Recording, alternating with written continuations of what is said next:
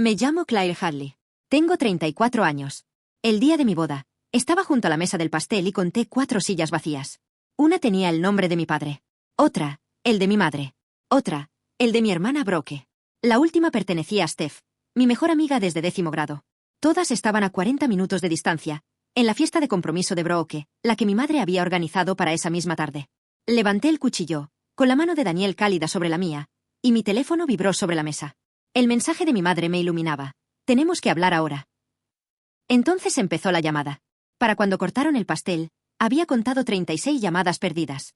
No contesté ninguna. Y lo que ninguno de ellos sabía ya estaba guardado en un archivo del condado, firmado 3 años antes, esperando. Ahora bien, si alguna vez has planeado algo importante y has visto cómo tus seres queridos elegían la celebración de otra persona, quédate aquí, porque esas 4 sillas vacías están a punto de tener un significado. Una semana antes de la boda, quiero que entiendan quién era yo en mi familia, porque eso lo explica todo. Soy enfermera de cuidados paliativos. Acompaño a las personas en sus últimos momentos, y he aprendido que las familias te muestran la verdad en los márgenes. En mi propia familia, yo era el margen que nunca miraban. Yo era a quien llamaban cuando el calentador de agua se estropeaba a medianoche, cuando la receta de papá se enredaba en la farmacia, cuando llegaba el aviso del impuesto predial y nadie quería abrirlo. Brooke era a quien llamaban para celebrar. Así eran las cosas en nuestra casa, y ya no esperaba que cambiaran. No me quejaba. Quiero ser honesta al respecto, porque mi debilidad no es que sea débil, sino que asumo la responsabilidad de todos en silencio y luego no le cuento a nadie que lo hice. Cargo con las cosas sola y lo llamo ser fuerte. Así que cuando planeé mi boda, mantuve la lista de invitados reducida. Daniel me preguntó una vez por qué no invitaba a más gente de mi familia. Le dije la verdad que solo creía a medias entonces. Si quieren venir, vendrán. Me apretó la mano y la soltó. Les envié a mis padres una invitación de verdad, de esas con cinta, y la llevé yo misma a la granja en lugar de confiar en el correo. Me dije a mí misma que eso era amor. Mirando hacia atrás, fue una prueba, y una parte de mí ya sabía el resultado. Había algo que había hecho 3 años antes, después del derrame cerebral de mi padre, en lo que no había pensado en mucho tiempo. Volvería a pensar en ello muy pronto. Pero esa semana, todo lo que quería era que la gente que amaba se sentara en esas sillas. La granja está a 20 minutos del pueblo, junto a un camino de grava que mi abuelo abrió a mano. Crecí en él. Cuando llegué esa tarde, mi madre, Carol, estaba en el porche con una carpeta, y no levantó la vista de inmediato. Claire, dijo, como si hubiera olvidado que iba a venir. Le extendí la invitación. Ella lo tomó, lo puso encima de la carpeta y siguió hablando de Brooke. No lo vas a creer. La familia de Tyler quiere hacer algo como es debido. Carol, dice su madre, se merece una verdadera celebración. Tardé un segundo en darme cuenta de que estaba citando a la madre de Tyler, elogiando la decisión de su propio hijo, y de alguna manera eso se convirtió en el titular. Mi padre, Roy, estaba sentado en un rincón del porche con una manta sobre las rodillas. El derrame cerebral le quitó la fuerza del lado derecho hace 3 años, y también le quitó algo más, cierta disposición a mirarme a los ojos. Hola, papá, dije. Él asintió hacia la barandilla. Le pregunté a mi madre si había anotado bien la fecha de la boda, y ella hizo un gesto con la mano. Claro, claro. Pero no la escribió en la carpeta. Ella escribía todo en esa carpeta. La vino a escribirlo y sentí ese viejo y familiar frío instalarse en mi pecho. Ese que dice, no eres la noticia principal aquí, y nunca lo serás. Conduje de regreso a la ciudad diciéndome a mí misma que estaba exagerando. La gente se olvida de anotar las cosas. Una madre no se pierde la boda de su propia hija. Eso no sucede. De hecho, lo dije en voz alta a mi coche vacío. Luego me contuve, porque en nuestra casa, ya sabía que era absolutamente cierto. Para entender las sillas vacías, hay que remontarse 3 años atrás, a la peor primavera de mi vida. Mi padre sufrió un derrame cerebral en marzo. Mientras aún estaba en el hospital, llegó una carta del banco. La hipoteca de la granja tenía 90 días de retraso y la palabra ejecución hipotecaria estaba impresa en negrita, como si estuviera orgullosa de sí misma. Mis padres se habían estado ahogando en silencio durante 2 años y no se lo habían contado a nadie, y menos a mí. La cifra era de $84.000 para ponerse al día, más los honorarios legales que se acumulaban. Tenía 31 años. Tenía exactamente $84.000 en una cuenta de ahorros que había ido acumulando poco a poco, trabajando turnos dobles desde que estudiaba enfermería. Se suponía que ese dinero sería mi casa algún día. En cambio, me senté en mi coche en el aparcamiento del hospital y tomé una decisión en unos 4 minutos. Salvaría la granja. La había construido mi abuelo. Mi padre estaba tumbado arriba, incapaz de levantar la mano derecha. No podía ver cómo perdían lo único que había sobrevivido a todo lo demás. Pero no me limité a entregar el dinero. Esa parte importa, así que recuérdenlo. Incluso en mi peor momento, sentada en un aparcamiento con mi padre 2 pisos más arriba, una parte sensata de mí sabía que en mi familia, un regalo sería recordado como el agua recuerda una piedra. No. Así que hice algo que mi madre llamaría más tarde frío. Lo hice correctamente, por escrito, con un abogado, y no se lo conté a nadie. 3 años después, en el salón de una granja abarrotada, todos los que no asistieron a mi boda se enterarían de lo que había firmado.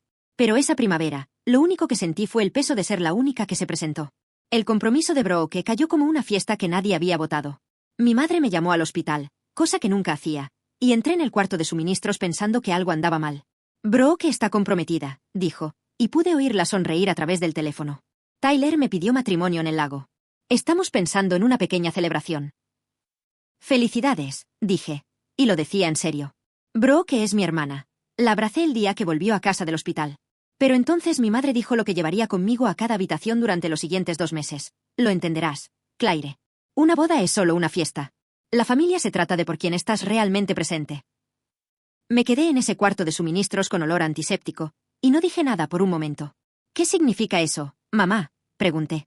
Oh, ya sabes a qué me refiero, dijo, como siempre lo hacía cuando quería decir algo cruel y que yo fingiera que no lo sabía. Quería que supiera que mi boda era una fiesta y que Brooke era de la familia. Quería que escuchara la jerarquía. La había escuchado toda mi vida, pero nunca tan clara. Le dije que tenía que volver con un paciente, lo cual era cierto. Colgué y me quedé allí parada con la mano sobre una gasa. Un hombre se estaba muriendo en la habitación 411, y su hija no lo había visitado en 8 días. La había visto perder la ventana la noche anterior. Pensé, estas tardes no se recuperan. ¿Crees que sí? ¿Crees que la familia es algo que te espera? Luego salí y tomé la mano de una desconocida mientras mi propia familia planeaba una fiesta que superaría mis votos. Steph y yo habíamos sido mejores amigas durante 19 años. Se suponía que ella sería mi dama de honor, y había dicho que si allá por la primavera, rápido y cálido, como decía todo. Así que no lo pensé 2 veces cuando la llamé para la última prueba del vestido. Hubo una pausa en la línea. Conozco las pausas de Steph. Esta tenía una puerta detrás. Sobre eso, dijo, puede que tenga un conflicto ese fin de semana. ¿Un conflicto? Pregunté de qué tipo, con voz ligera. Se puso vaga, y vaga nunca es vaga. Habló de más o menos, algo sobre obligaciones familiares que no eran suyas, una fiesta a la que la habían metido como queriendo. Me costó más de lo que debería entender. Steph, dije, ¿de quién es la fiesta? Otra pausa. Brooke se puso en contacto, dijo finalmente. Lo hizo sonar como si fuera todo un asunto. Tu madre también llamó. Mi madre había llamado a mi mejor amiga y la había reclutado.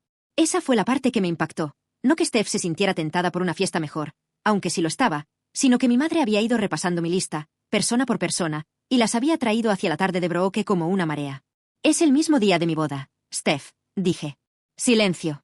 Ella no lo sabía, o se había dejado engañar, lo cual también es una forma de elección. No me había dado cuenta, dijo, y ambas notamos lo débil que sonaba su voz. Le dije que tenía que irme. No lloraba por cualquier cosa. Había reservado mis lágrimas para las cosas que realmente valían la pena, y empezaba a sospechar que ella no era una de ellas. Pero me quedé sentada en mi coche en el aparcamiento de la tienda de novias durante un buen rato, haciendo cálculos sobre quién estaría realmente en la sala cuando dijera sí, quiero. Me enteré de la fecha por una prima, de todas las personas. Marie me envió una captura de pantalla, sin palabras, solo una foto de una bonita invitación color crema. Únanse a nosotros para celebrar el compromiso de Brooke y Tyler. La fecha era la de mi boda. La hora era 1 hora antes de la ceremonia. Llamé a mi madre y mantuve la voz lo más inexpresiva posible. Mamá, la fiesta de Brooke es el mismo día que mi boda.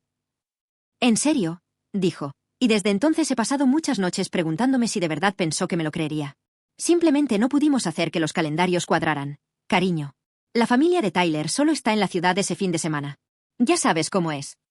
Le dije que en realidad no sabía cómo era. Le dije que había otros 51 fines de semana en el año. Suspiró, el suspiro de resignación de una mujer a la que le piden que haga algo irrazonable, como asistir a la boda de su hija. Entonces lo dijo, no podemos dividir a la familia en 2 en un solo fin de semana, Claire. La gente tiene que elegir, y no es justo obligarlos. No es justo obligarlos a elegir, como si yo fuera la que los forzara a elegir por tener la osadía de casarme, como si ella misma no hubiera creado la bifurcación en el camino y luego me culpara del tráfico. Me quedé en mi cocina y sentí que algo se calmaba y se aclaraba dentro de mí. No iba a discutir. Discutir era algo que hacías cuando aún creías que la otra persona podría ceder. Está bien, mamá, dije. Espero que sea una fiesta hermosa. Se suavizó al instante, como hacen los acosadores cuando dejas de sangrar. Estás siendo tan madura, dijo. Colgué antes de que pudiera oírme reír, porque si me reía, podría no parar. Esa noche, Daniel me encontró en la mesa de la cocina con el plano de las mesas, moviendo nombres como si pudiera conjurar personas de cartulina. Se sentó frente a mí y no dijo nada durante un rato. Daniel es bueno en eso. Finalmente, preguntó, ¿quieres cambiar la fecha? Lo había pensado. Por supuesto que sí. Podía cambiar la fecha de mi boda, hacerme más pequeña, asegurarme de que no quedara ni una sola silla vacía y demostrar una vez más que yo era la flexible, la que se doblega para que la familia no se rompa. Lo había hecho toda mi vida. Lo miré y sentí algo muy extraño. No enojo, sino alivio. No, dije. Si quieren venir, vendrán. Si no, esa es su respuesta, y prefiero escucharla claramente. Daniel extendió la mano y puso la suya sobre la mía. Entonces nos casamos el sábado, dijo, y tenemos el mejor día de nuestras vidas, y dejamos que se lo pierdan. Quiero decirte que esa decisión me pareció poderosa. No lo fue, todavía no. Fue como soltar una maleta que había cargado tanto tiempo que había olvidado que mi brazo podía colgar recto. Quitamos las 4 sillas del plano y luego las volvimos a colocar. A propósito. Déjalas, dije. Que las sillas hablen por sí solas. Daniel arqueó una ceja. Eso es un poco dramático para ti. Lo era. No soy una persona dramática, pero algunas cosas merecen un testigo, aunque sea uno vacío. Esa noche me acosté más ligero que en meses, y aún no entendía por qué. 3 días después, lo descubriría, cuando finalmente abrí una caja que había estado llevando de apartamento en apartamento, sin abrir, durante 3 años. La caja era una caja de cartón, de las de archivo, y se había mudado conmigo 3 veces sin que la abriera jamás. Sabía más o menos lo que contenía, papeles de la peor primavera de mi vida. Tenía la intención de archivarlos correctamente algún día y nunca lo hice, porque abrirlo significaba volver al estacionamiento. Pero la noche antes de mi boda, no pude dormir y me encontré sentado en el suelo de la habitación de invitados con la tapa en mi regazo. Encima había un sobre de Manila, suave en las esquinas. En él, con mi propia letra de hace 3 años, una breve etiqueta, granja, importante. Casi no lo abrí. Quiero que entiendas lo cerca que estuve de dejarlo cerrado una vez más. Pero mis manos se movieron solas, y deslicé las páginas, y ahí estaba. Un pagaré, un gravamen registrado, y debajo, en un sobre más pequeño que había olvidado por completo, una carta con la letra inclinada de mi abuelo, escrita el año anterior a su muerte. Leí la primera línea de su carta y contuve la respiración por un segundo. No leí el resto. No entonces. Lo volví a meter todo en el sobre y lo sostuve contra mi pecho en la oscuridad, y comprendí que pasara lo que pasara en mi boda mañana, la verdadera historia estaba en mi regazo. Simplemente no sabía aún que todos los que se saltaron la boda estaban a punto de aprenderlo por las malas. El sábado llegó dorado y fresco, el tipo de día de otoño que pediría si te dejaran. Nos casamos en un granero restaurado en un viñedo a 15 minutos del pueblo, luces de guirnalda, fardos de heno y una colcha prestada sobre la barandilla. No voy a fingir que las sillas vacías no me dolieron. Me dolieron. Durante los votos, miré una vez y los vi a los 4, nombres en pequeñas. Tarjetas frente a 4 sillas plegables en las que nadie se sentó, y se me hizo un nudo en la garganta por un momento. Entonces Daniel dijo mi nombre y volví en mí. Nos reímos durante nuestros votos. Lloré durante los suyos. Mis amigos del hospital llenaron 2 filas enteras. Enfermeras que habían cambiado de turno para estar allí, y la tía que realmente me caía bien condujo 3 horas. La sala estaba llena de gente que me había elegido. Eso es lo que pasa con las sillas vacías. Hacen que las llenas sean imposibles de ignorar. Nos fuimos a la tarta al atardecer. Era una sencilla tarta de 2 pisos de limón y flor de saúco, y Daniel puso su mano sobre la mía en el cuchillo, como se debe hacer. Fue entonces cuando mi teléfono, guardado en la faja de mi cintura porque le había prometido al fotógrafo que lo llevaría conmigo, empezó a vibrar. Bajé la mirada por reflejo. El nombre de mi madre, un mensaje. Tenemos que hablar ahora. 3 palabras más que aún no leí, porque las llamadas empezaron a acumularse detrás de ellas, una tras otra. Mi teléfono temblaba contra mi cadera como si tuviera vida propia. Brooke. Mamá. El teléfono fijo de papá. Mamá otra vez. Apagué el timbre, deslicé el cuchillo por el limón y la flor de saúco, y besé a mi marido. Cuando recuperamos el aliento, la pantalla mostraba 36 llamadas perdidas. Dejé el teléfono boca abajo sobre la mesa. Fuera lo que fuese, había esperado todo este tiempo. Podía esperar hasta que terminara el baile. No escuché los mensajes de voz hasta casi medianoche, en el silencio de la habitación del hotel, todavía con la mitad del maquillaje de boda. Daniel se sentó a mi lado en el borde de la cama mientras ponía el teléfono en altavoz, y escuchamos cómo mi familia se desmoronaba en tiempo real. La primera fue mi madre, a las 4 de la tarde, 1 hora después de que empezara la fiesta de Brooke, con la voz brillante y quebradiza. Claire, llámame en cuanto recibas esto. Es importante. La segunda, 20 minutos después, menos brillante. Claire, cariño, ¿dónde estás? Te necesitamos mucho. Llámame. Para el quinto mensaje de voz, su voz había cambiado por completo. Tenía ese sonido agudo y tenue que solo he oído en los pasillos de los hospitales. El sonido de una persona viendo cómo un plan se desmorona entre sus manos. Claire, tienes que llamarme. No entiendes lo que está pasando. Solo llámame. Luego Brock, en algún punto intermedio, nada brillante, furiosa y llorosa. No sé qué hiciste. pero lo arruinaste todo. ¿Estás contenta? Llama a mamá. Me quedé sentada allí con mi vestido de novia y sentí el cóctel más extraño de sentimientos. Preocupación, porque una parte de mí siempre es la enfermera, siempre preparada para correr hacia urgencias. Y debajo de todo eso, algo de lo que no estaba orgullosa ni avergonzada, curiosidad, porque tenía una idea bastante clara de lo que había pasado en esa fiesta. Había leído lo suficiente del sobre cómo para adivinarlo. Lo que sea que mis padres hubieran anunciado frente a la familia de Tyler, frente a todos esos invitados, había chocado con un trozo de papel en una oficina del condado, y el sonido que hizo me había llegado a través de 36 llamadas telefónicas. «No vas a devolver la llamada esta noche», dijo Daniel. No era una pregunta. «No», dije. «Esta noche estoy bailando con mi marido. Pero llamaría. Solo quería saber toda la historia primero». Si alguna vez has sido la que mantiene todo en orden y aún así te quedas fuera de la lista de invitados, ya conoces esta sensación exacta, la preocupación y la extraña calma conviviendo. Quédate conmigo, porque cambia. Esto es lo que no dejaba de pensar esa noche. Toda mi vida, cuando el teléfono sonaba así, corría. 36 llamadas. Y la antigua yo habría estado en el coche antes de la 10ª, con el corazón latiendo a 1000 por hora, lista para arreglar lo que fuera que estuviera roto, porque sentirme necesaria era lo más parecido a ser amada que recibía. Lo sabía. La enfermera que llevaba dentro y la hija que llevaba dentro siempre habían sido la misma mujer exhausta. Pero esa noche, por primera vez, no me moví. Dejé que sonara. Y el mundo no se acabó. La granja no se incendió. Mi padre no murió. La emergencia, que en realidad no era mi emergencia, simplemente se quedó ahí, parpadeando, esperando a que la hiciera mía. Y no lo hice. Daniel y yo volvimos al granero y bailamos hasta que las luces de guirnalda se volvieron borrosas. Mi tía le enseñó un twist a la enfermera más joven. Alguien derramó prosecco sobre la colcha prestada y nos reímos en lugar de entrar en pánico. Y todo el tiempo, en el fondo de mi mente, ese sobre se quedó en la habitación de invitados de mi apartamento como una piedra en el fondo de un lago cristalino. Podía sentirlo allí. Sabía que el lunes tendría que decidir qué tipo de persona iba a ser al respecto, la hija confiable que lo arregla todo, o la mujer que finalmente deja que el periódico diga lo que nunca se le había permitido decir en voz alta. Reconstruí lo que sucedió en la fiesta durante los días siguientes a partir de los mensajes de texto de Marie y un largo y extraño mensaje de voz que dejó mi padre, del que hablaré más adelante. Imagínenlo, la fiesta de compromiso de Brooke, el patio trasero de la granja adornado con luces alquiladas, los padres de Tyler con sus mejores galas, 60 invitados con copas de plástico. Alrededor de las 4, mi madre se puso de pie en el escalón del porche y chocó su copa. Dio un discurso sobre la familia, sobre el legado, sobre cómo algunas cosas están destinadas a ser transmitidas. Y entonces, frente a todos, ella y mi padre anunciaron su regalo a la feliz pareja. Les estaban dando a Brooke y Tyler la casa de campo, la casa, el terreno, la tierra de mi abuelo, como regalo de bodas, libre de cargas, para que comenzaran sus vidas. Los invitados aplaudieron. La madre de Tyler se emocionó hasta las lágrimas. Brooke lloró de una forma muy bonita.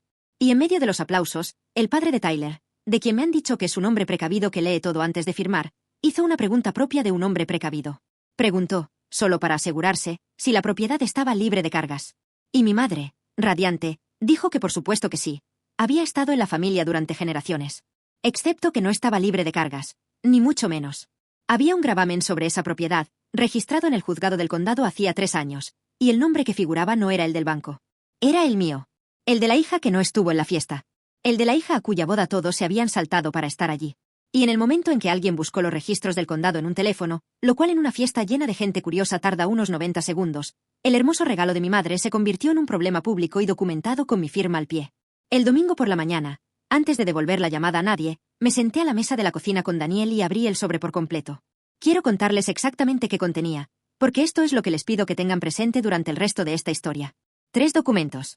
El primero era un pagaré redactado por una abogada llamada Eileen Pratt hace 3 años, en el que se indicaba que yo, Claire Hadley, les había prestado a mis padres, Roy y Carol Hadley, la suma de $84,000 para subsanar el impago de la granja, más $11,000 adicionales que yo había cubierto en honorarios, para un total de $95,000. Lo firmaron ambos padres. Recuerdo el día en que lo firmaron. Mi padre aún estaba en el centro de rehabilitación. Mi madre estaba desesperada, y yo le dije con suavidad, es solo una formalidad, así que la familia está protegida. Firmaron sin leerlo realmente, porque en una crisis, la gente firma cualquier cosa que prometa detener la crecida del agua. El segundo documento era el gravamen registrado en el juzgado del condado, que garantizaba ese préstamo sobre la propiedad. En pocas palabras, significaba que la granja no podía venderse, regalarse ni transferirse a nadie sin antes saldar mi préstamo. La casa era garantía, mi garantía. La tercera era la carta de mi abuelo, y me obligué a leerla entera esa mañana. La había escrito el año anterior a su muerte, y hablaba de la tierra como si fuera una persona. Casi al final, Una frase que tuve que leer 2 veces. La tierra no va a quien más se ama. Permanece con quien la mantiene viva. Había subrayado, la mantiene viva. Me quedé allí sentado. Y al periódico no le importaba a quién amaba más mi madre. No le importaban las fiestas, las sillas vacías ni quién salía en el titular. Solo le importaba de quién era el nombre en la hipoteca. Y el nombre en la hipoteca era el mío.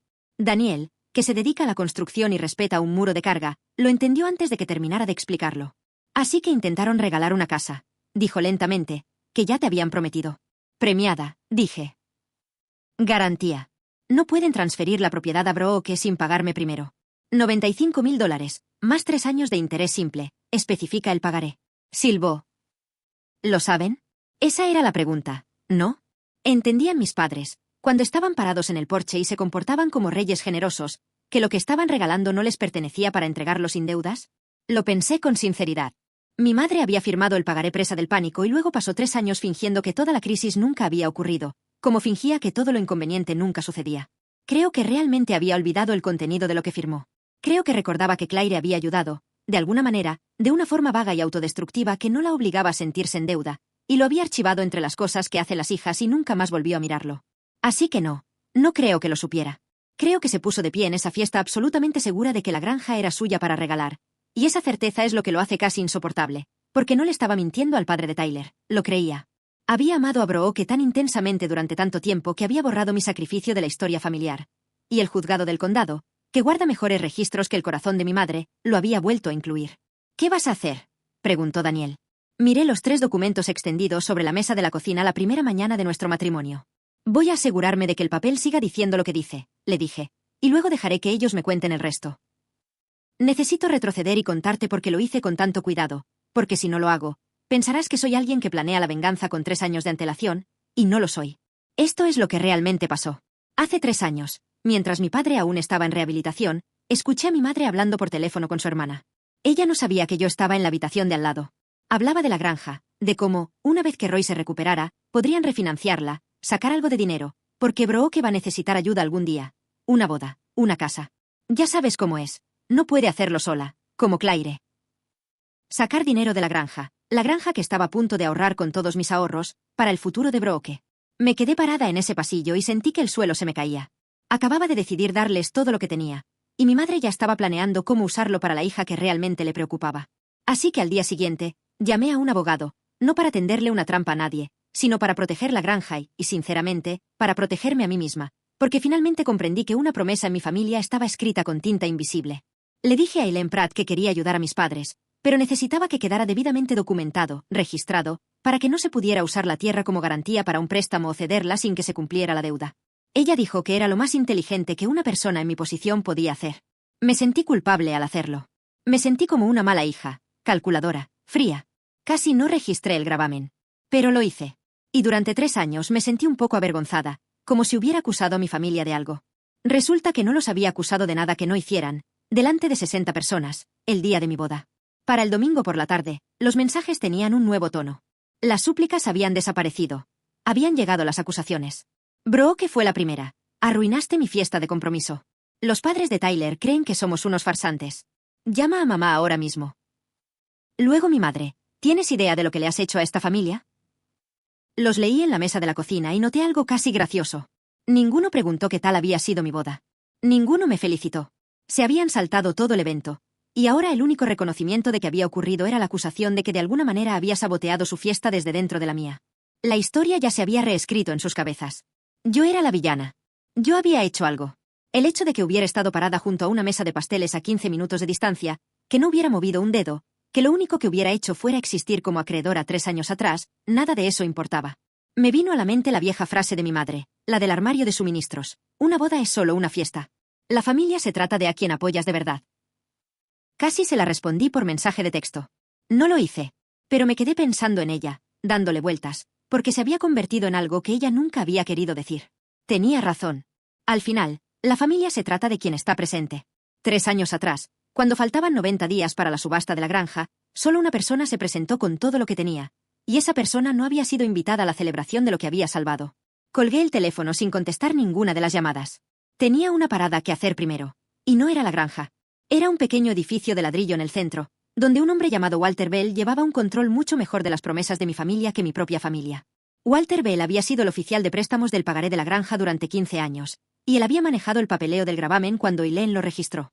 Concerté una cita para el lunes por la mañana, no para planear nada, sino porque antes de que esto avanzara, necesitaba estar segura de que tenía las bases sólidas. En enfermería aprendí que hay que revisar el expediente antes de actuar. No se debe actuar basándose en suposiciones. Walter es un hombre cuidadoso y amable de unos 60 años, con gafas de lectura apoyadas en la frente.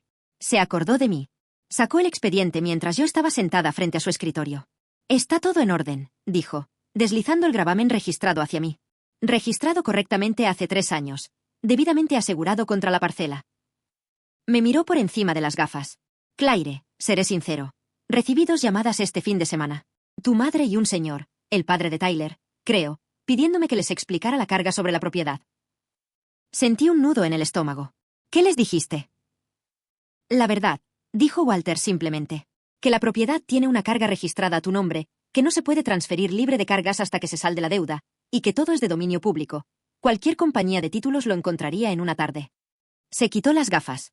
No me puse a opinar. No tengo por qué hacerlo. Los registros hablan por sí solos. Le pregunté con cuidado si mis padres podían hacer algo para deshacerlo sin mi ayuda. Negó con la cabeza. No sin tu firma liberándola. La carga es tuya para liberarla o hacerla cumplir. Me alejé de aquel pequeño edificio de ladrillo sabiendo exactamente dónde estaba, lo cual es una sensación rara y tranquilizadora. No iba a tenderle una emboscada a nadie. No iba a hacer nada cruel. Pero tampoco iba a renunciar al único papel en toda mi vida que decía, en palabras claras, que yo había importado. Mi madre cambió de táctica el martes. La ira no había funcionado, así que recurrió a la herramienta más antigua, la que había dirigido a nuestra familia durante 30 años, la culpa. Llamó, y esta vez su voz era suave y herida, la voz de una mujer que siempre había querido lo mejor para todos. Claire, cariño, dijo, creo que ha habido un terrible malentendido, y creo que podemos solucionarlo como familia. Le dije que la escuchaba. Cuando nos ayudaste con la granja, fue un regalo tan grande, un gesto tan cariñoso. Y sé que nunca quisiste que fuera, ya sabes, un asunto legal que nos agobiara. Esa no es tu forma de ser. Dejó que eso se asimilara. Así que creo que lo más amable, lo que realmente demostraría a todos que no guarda rencor por la fiesta, sería firmar la liberación. Dejemos que Brooke tenga su comienzo. Después de todo lo que hicimos por ti, ¿le harías esto a tu hermana? Ahí estaba, después de todo lo que hicimos por ti. Me senté con el teléfono y me permití hacer un inventario de todo lo que habían hecho por mí, porque ella me había invitado a hacerlo. Me criaron, sí. Y también me enseñaron, todos los días, que mi papel era proveer y el de Brooke era recibir. Que mi amor era la infraestructura y Brooke era el titular, que una boda era solo una fiesta. Mamá, dije, muy tranquila, no guardo rencor por la fiesta. Eso era cierto. Pero no voy a firmar $95,000 para que le des a Brooke una casa que yo pagué para mantener. Hubo una fuerte inspiración. Así que esto es por dinero, dijo, con una decepción tan densa que se podía untar en el pan. No, mamá, dije. Nunca se trató de dinero. Tú fuiste quien lo convirtió en una cuestión de una casa. Y colgué la llamada con suavidad. Brooke apareció en mi apartamento el miércoles por la noche, algo que nunca había hecho los 3 años que llevaba viviendo allí. No sabía cuál era mi timbre. Ese detalle lo decía todo. Cuando la dejé entrar, estaba entre la furia y el pánico, y debajo de ambos, algo que no esperaba. Miedo. Tyler está histérico, dijo antes incluso de sentarse. Sus padres creen que les mentimos. Su padre no para de preguntar por el gravamen, porque hay un gravamen, y Tyler me mira como si yo lo supiera. ¿Lo sabías?, pregunté. Por supuesto que no lo sabía, espetó. Nadie me dice nada. Mamá solo dijo que la casa era nuestra para regalarla. Caminaba de un lado a otro por mi pequeña sala de estar. ¿Por qué tienes una hipoteca sobre la granja? ¿Quién le hace eso a su propia familia? Y aquí es donde podría haber sido cruel. Tenía todo preparado. En cambio, le dije la verdad sin rodeos, como se le da a alguien una noticia que debería haber sabido hace años. Bro, hace 3 años, el banco iba a embargar la granja. Papá estaba en el hospital. Agoté mis ahorros, $95,000, para salvarla. Lo hice por escrito, para que no se pudiera pedir prestado ni regalar sin devolverlo. Eso es una hipoteca. Dejó de caminar de un lado a otro. La vi asimilar la cifra, la vi intentar encajarla con la versión de mí que había llevado toda su vida, la confiable, la que no necesita cosas. Nunca dijiste nada, dijo en voz más baja. No, asentí. No lo hice. Entonces se sentó en el borde de mi sofá y por primera vez en años, mi hermana me miró como a una persona en lugar de como a un electrodoméstico. Tyler va a querer bajar el ritmo, dijo ella. Sí, dije. Probablemente sí. Mi padre me llamó el jueves al teléfono fijo. Así supe que era él y no mi madre quien llamaba por él. Su habla todavía se arrastra un poco hacia la izquierda desde el derrame cerebral, y le cuesta hablar, así que cuando Roy llama, lo dice en serio. Claire, dijo, soy tu padre, como si yo no lo supiera. Nos quedamos en silencio en la línea un momento. Entonces me dijo lo más sincero que me había dicho en 3 años. Sabía lo del gravamen. Esperé. Lo firmé. Lo recordé. Tu madre lo olvidó, o se obligó a olvidarlo, pero yo no. Se le quebró la voz. La dejé levantarse en esa fiesta y regalar tu casa. Lo sabía, y la dejé, porque era más fácil que decirle la verdad delante de todos. He sido un cobarde desde el derrame cerebral. Claire. Quizás incluso antes. Sentí que me escocían los ojos. Esta era la disculpa que había deseado durante 3 años, y por fin había llegado, y era sincera. ¿Por qué, papá? Pregunté. Se quedó callado. Porque cada vez que te miro, veo a la chica que nos salvó, y me avergüenza haber necesitado ser salvado. Era más fácil mirar a Brooke. Ella nunca me vio débil. Ahí estaba, toda la triste complejidad de aquello, no la malicia, sino la vergüenza disfrazada de favoritismo. Reflexioné sobre ello, y entonces dijo lo que me recordó que seguía siendo, incluso ahora, el marido de mi madre. Así que te lo pido como tu padre. Firma la liberación. Arreglemos esto. Déjame tener paz antes de irme. Y lo amaba, y lo extrañaba, y le dije, papá, te daría cualquier cosa, pero no te daré eso, no para que se le entreguen a Brooke. Si quieres paz, hagamos esto justo, abiertamente. Suspiró, y escuché la voz de mi madre en algún lugar detrás de él, y la llamada terminó poco después. La citación llegó el viernes, formal como una fecha de juicio. Mi madre quería una reunión familiar el domingo por la tarde en la granja, para resolver esto como adultos, juntos. Hizo hincapié en decirme quiénes estarían allí, tías, tíos, la prima Marie, y agregó, casi casualmente, los padres de Tyler, para que vean que somos una familia normal y cariñosa. Entendí la jugada de inmediato. Quería tener público. Quería sentarme en una habitación llena de gente, rodearme de parientes, hacerme parecer la hija resentida que tiene a la familia como rehén y ejercer suficiente presión colectiva para que firmara el documento de liberación solo para que cesara la incomodidad. Es un viejo truco, y funciona, porque la mayoría de la gente daría casi cualquier cosa porque dejaran de mirarlos fijamente. Lo había usado conmigo toda mi vida. La diferencia era que esta vez, iba a llevar mis propios documentos a la presentación. Estaré allí, le dije, y pude oír su sorpresa de que hubiera aceptado tan fácilmente. Había esperado que me resistiera, para poder llamarme difícil. En cambio, dije que sí, y eso la inquietó más que un no. Pasé el sábado haciendo copias. El pagaré, el gravamen registrado, la carta de mi abuelo, aunque esa solo la leería en voz alta si la ocasión lo requiriera. Las puse en un sobre de manila sencillo, del mismo tipo que las había guardado durante 3 años. Daniel se ofreció a venir. Le dije que era mi turno de entrar sola, y lo entendió, como siempre. El domingo por la mañana, conduje hasta la granja, por el camino de grava de mi abuelo, con el sobre en el asiento del copiloto donde debería haberse sentado la dama de honor una semana antes. No estaba nerviosa. Eso me sorprendió. Creo que me había estado preparando para esta habitación toda mi vida. La sala de estar de la granja estaba llena cuando entré, y la habían dispuesto como un tribunal sin admitir que eso era lo que era. Mi madre estaba sentada en el centro del sofá, mi padre a su lado, más bajo de lo que recordaba. Brooke estaba sentada en el brazo. Tyler estaba de pie junto a la ventana con los brazos cruzados, y sus padres estaban sentados rígidamente en los 2 sillones buenos, el padre atento observándolo todo. Tías y tíos rodeaban la habitación. Marie me hizo un pequeño gesto de asentimiento nervioso. El reloj de pie en la esquina marcó el tiempo en el silencio, y la taza de té de alguien tintineó contra su platillo. Me quedé justo en el umbral con mi sobre y saludé tranquilamente a todos. Mi madre empezó a hablar incluso antes de que me sentara, lo que me indicó que había ensayado. Claire, nos alegra mucho que hayas venido. Queríamos que todos estuvieran aquí, porque los problemas familiares deben resolverse en familia. Se giró hacia la sala, su voz adquiriendo un tono más serio. Voy a ser sincera con todos ustedes, porque creo que la honestidad es lo mejor. Mi hija tiene una reclamación legal sobre nuestra casa familiar, una reclamación que hizo en secreto, y se niega a cederla para que su hermana pueda tener un regalo de bodas. No sé dónde está la hija que crié. Se secó una lágrima. Le dimos todo a Claire. ¿Y esto es lo que hace? La sala se giró hacia mí. Todos esos rostros se transformaron en expresiones de decepción, tal como ella lo había planeado. Un tío murmuró algo sobre la lealtad familiar. El padre de Tyler no dijo nada, pero me estaba mirando a mí, no a mi madre. Y noté que la presión en la habitación era algo físico, un peso que me oprimía el esternón. El viejo y familiar peso que dice, sé más pequeña. Sé más fácil. Firma. Haz que dejen de mirar. Sentí que toda mi infancia me empujaba a rendirme. Y entonces sentí el sobre en mi mano y recordé que ya no era una niña en esta casa. Era la mujer que la había mantenido en pie. Me quedé exactamente donde estaba y dejé que el silencio se extendiera un tic más del reloj. Tienes razón, mamá, dije.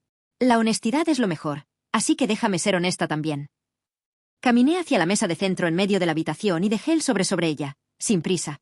Hace 3 años, esta primavera, el banco envió un aviso de ejecución hipotecaria sobre esta granja.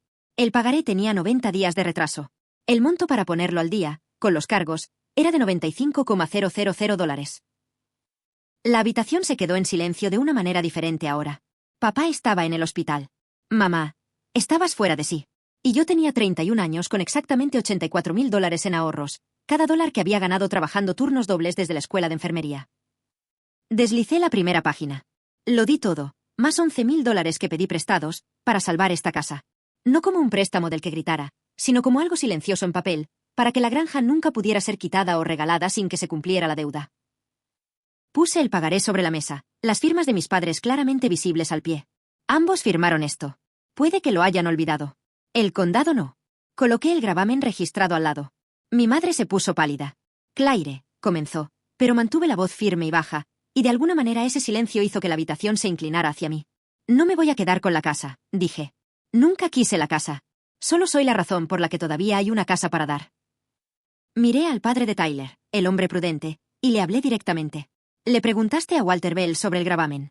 Te dijo la verdad. Es real. Es mío y es de dominio público. No te lo oculté. No se lo oculté a nadie. Mi propia familia simplemente optó por no recordarlo. Fue entonces cuando mi madre estalló. Se levantó del sofá, su herida ternura había desaparecido, su voz resonando en la habitación. ¿Cómo te atreves? ¿Cómo te atreves a humillarnos en nuestra propia casa, delante de todos, después de que te criamos, después de todo lo que sacrificamos? Estaba temblando. Niña desagradecida y calculadora. Hiciste esto para castigar a tu hermana. La tía se quedó mirando. Marie se tapó la boca con la mano. Y yo me quedé en medio de esa tormenta y sentí, por primera vez en mi vida, una calma absoluta. No alcé la voz. No hacía falta. No estoy castigando a nadie, mamá, dije. Simplemente me cansé de fingir que el periódico no dice lo que dice. El padre de Tyler se levantó en silencio y le pidió a Tyler que saliera con él. Brooke los vio marcharse y su rostro se descompuso. Por un momento, nadie habló. El reloj de péndulo hizo tic-tac. Entonces mi prima Marie, de entre todas las personas, dijo en voz baja en el silencio. Ella es la que realmente vino. Cayó como una campana. Las propias palabras de mi madre, las que había usado para anteponer una fiesta a una boda, dieron un giro completo y señalaron a casa. 3 años atrás, cuando la granja estaba a 90 días de la subasta, solo una persona había aparecido. Y no era la hija para quien habían organizado la fiesta. Un tío que había murmurado sobre lealtad un minuto antes ahora miraba a mi madre de otra manera, al igual que los demás. La habitación se reorganizaba en tiempo real, a medida que los hechos reales reemplazaban la actuación. Mi madre sintió el cambio. Siempre supo leer el ambiente, incluso cuando lo perdió. Después de todo lo que hicimos por ti, dijo de nuevo, pero con voz más débil, buscando la frase que siempre había funcionado. Y esta vez, la recogí y se la devolví. Después de todo lo que hice por esta familia, dije, sí, la protegería para que no la revelaran en un discurso al que no me invitaron. Por la ventana, pudimos ver a Tyler y a su padre en el patio. Tyler con los hombros encogidos hasta las orejas. Brooke permanecía sentada muy quieta en el brazo del sofá, y cuando habló, su voz era baja. ¿Por qué nadie me dijo que ella hizo eso? Nadie respondió, porque la respuesta era la esencia misma de nuestra familia, y todos en esa habitación habían ayudado a construirla. Mi padre se inclinó y tomó la mano de mi madre, no para consolarla exactamente, sino para detenerla. Y por una vez, ella se dejó detener.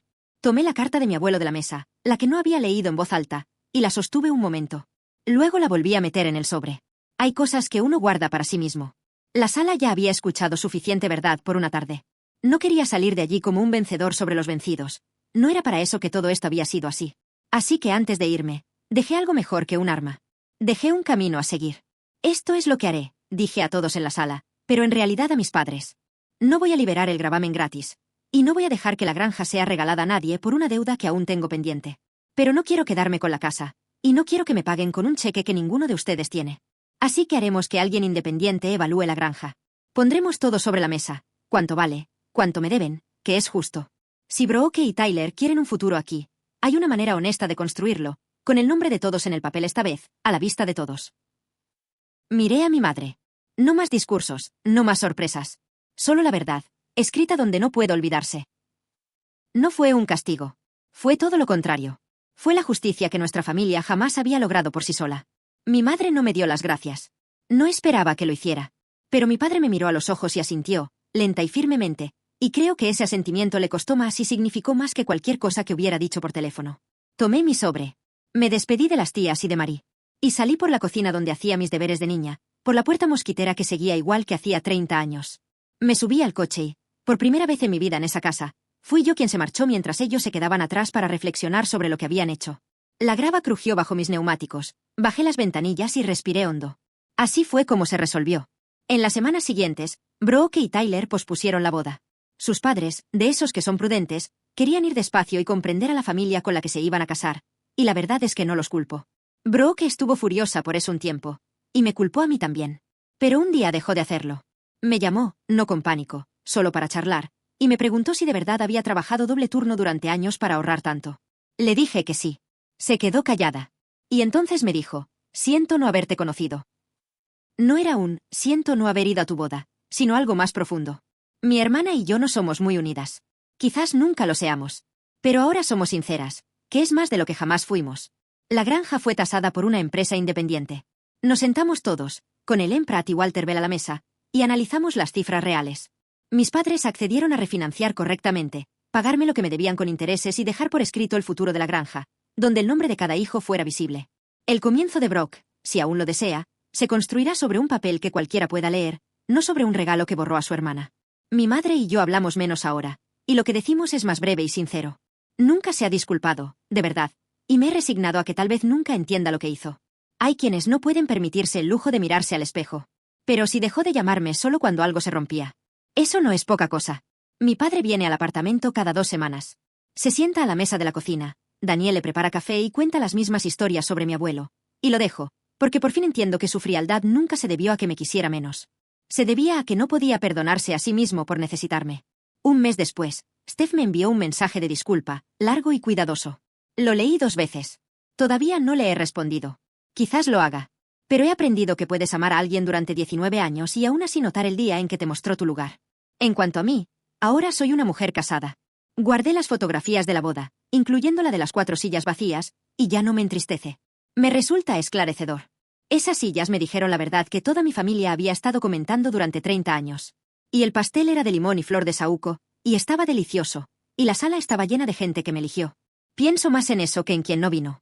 La hija responsable pasó toda su vida creyendo que si tan solo cargaba lo suficiente, finalmente sería la protagonista.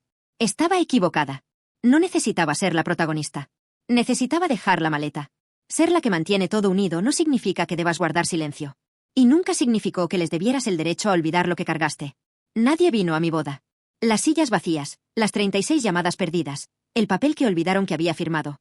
Si tu familia solo te llama cuando necesita algo, tienes derecho a dejar de contestar. Y tienes derecho a que la verdad hable más alto que cualquier disculpa que jamás recibirás. Cuéntame tu historia en los comentarios.